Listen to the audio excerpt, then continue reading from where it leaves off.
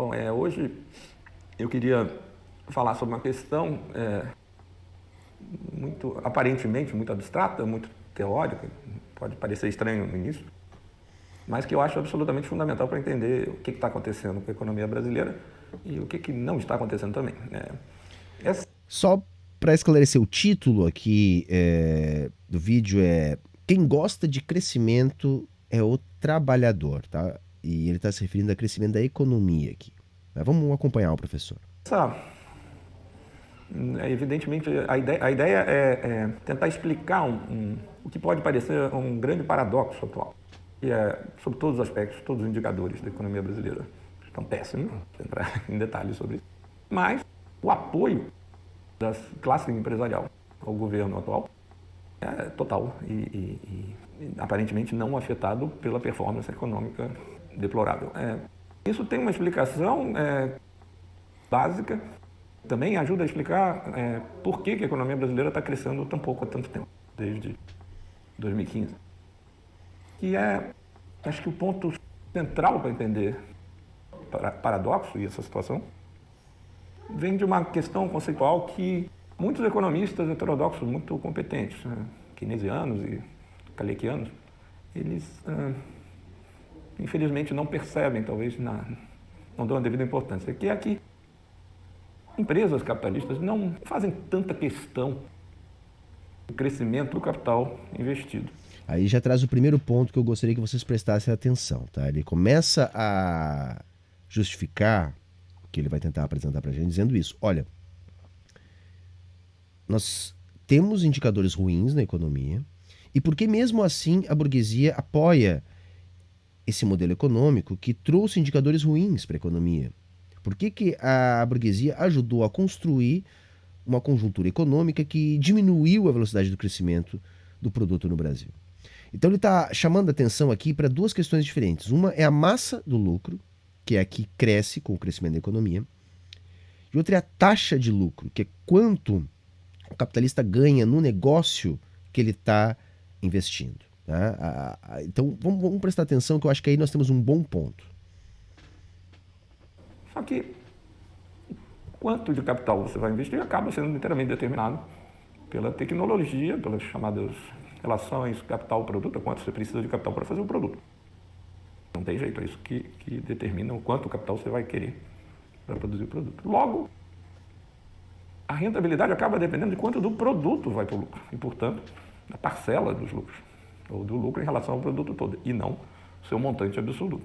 Se essa parcela do lucro é suficientemente alta, a taxa de lucro em todos os novos investimentos é bem alta e os capitalistas estão felizes. Se ela começa a cair, a taxa de lucro tende a ficar baixa e os capitalistas não ficam felizes. Do mesmo modo, o retorno de ativos financeiros, se estiver alto, ou se existem grandes negócios, por exemplo, privatizações, onde você compra barato e vende caro, ou especulação com terras, imóveis, ou a bolsa também, o mercado também fica contente. É claro que o crescimento pode ajudar isso, mas se estiverem acontecendo esses grandes negócios e não tiver nenhum crescimento, está tudo bem. O mercado está feliz. Então, por outro lado... Vejam, porque o que ele está querendo dizer é o seguinte: se você não tem o crescimento, você pode estar tendo um aumento da concentração. Porque se os capitalistas estiverem com maiores margens, eles vão estar felizes.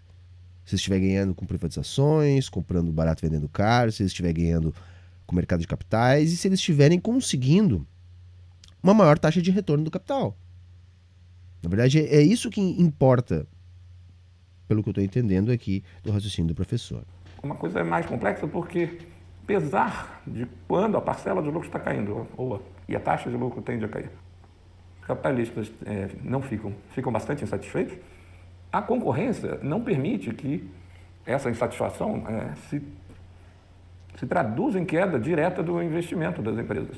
Porque se a demanda está crescendo, não existe maneira dos capitalistas se coordenarem para ninguém investir. Se um não investir, os outros vão investir, ele só vai perder parcela de O que ele está mercado. dizendo aí é isso: se está crescendo a economia, os capitalistas são obrigados a investir, independente das margens de lucro deles estarem diminuindo ou não.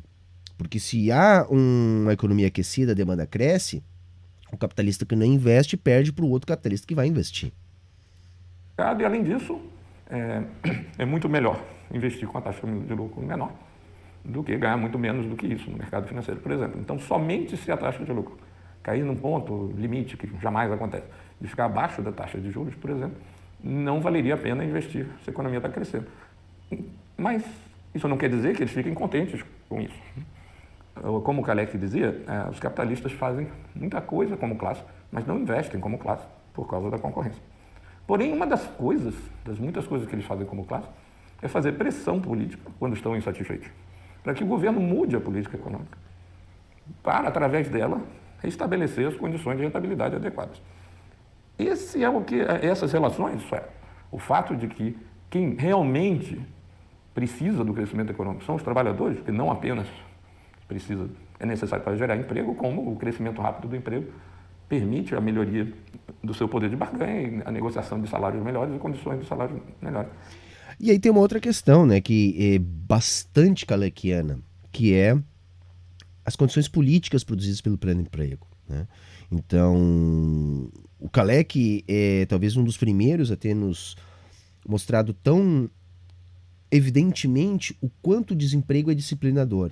Então, um país que vinha com baixos níveis de desemprego, com renda do trabalhador crescendo, com um setor de serviços cada vez mais dinâmico, isso também significava o aumento do poder político da classe trabalhadora. E aumento do poder político da classe trabalhadora significa aumento do poder de barganha da classe trabalhadora. A classe trabalhadora se valoriza enquanto classe.